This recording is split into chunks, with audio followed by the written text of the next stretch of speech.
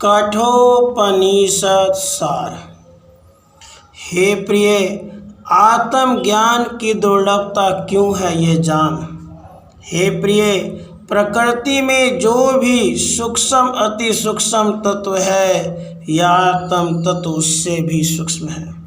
यह इतना गहन है कि जब तक इसे यथार्थ रूप से समझाने वाले कोई महापुरुष नहीं मिलते, तब तक मनुष्य का इसमें प्रवेश पाना अत्यंत ही कठिन है।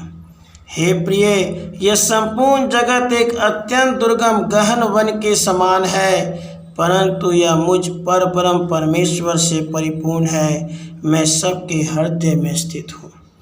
हे प्रिय, मैं उसी साधक को प्राप्त होता हूँ जिसको मैं स्वयं स्वीकार करता हूँ, तथा मैं उसी साधक को स्वीकार करता हूँ जिसके अंदर मुझे प्राप्त करने की तीव्र इच्छा होती है, और वह मेरे बिना एक पल भी नहीं रह सकता।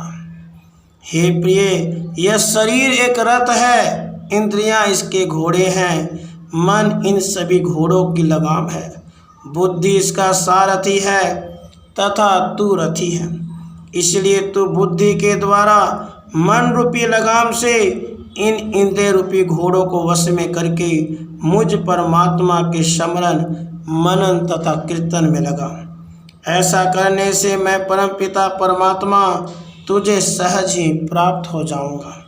हे प्रिय, मैं तेरे हृदय गुफा में स्थित भूत, भविष्य और वर्तमान का नियंत्रण करने वाला स्वतंत्र शासक हूँ। मैं ज्योतिमय हूँ। मैं दिव्य, निर्मल और शांत प्रकाश स्वरूप हूँ।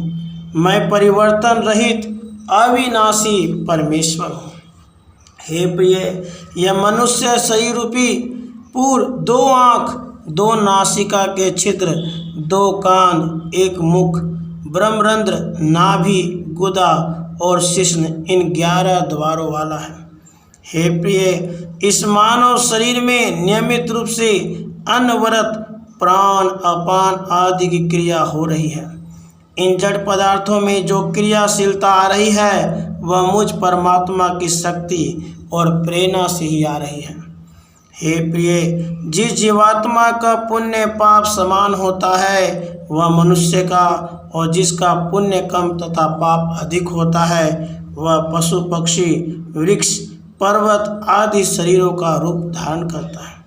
हे प्रिय, एक ही सूर्य संपूर्ण ब्रह्मांड को प्रकाशित करता है। उसका प्रकाश प्राणी मात्र की आँखों का सहायक है। उस प्रकाश की ही सहायता से लोग नाना प्रकार के गुण दोष में कर्म करते हैं, तो क्या सूर्य इन गुण दोषों से लिप्त होगा? नहीं ना। उसी प्रकार मेरी ही शक्ति से शक्तियुक्त होकर मन, बुद्धि और इंद्रियों द्वारा मनुष्य नाना प्रकार के शुभ अशुभ कर्म करते हैं तथा उनका फल रूप सुख दुख भोगते हैं, परंतु मैं परमेश्वर उनके सुख दुखों से लिप्त नहीं होता। हे प्रिय, तो योगाभ्यास करके मन के सहित 5 इंद्रियों को भली भांति स्थिर कर। तो इस प्रकार बुद्धि को स्थिर कर कि परमात्मा के अतिरिक्त अन्य किसी भी वस्तु का तनिक भी ज्ञान न रहे। राधे कृष्ण।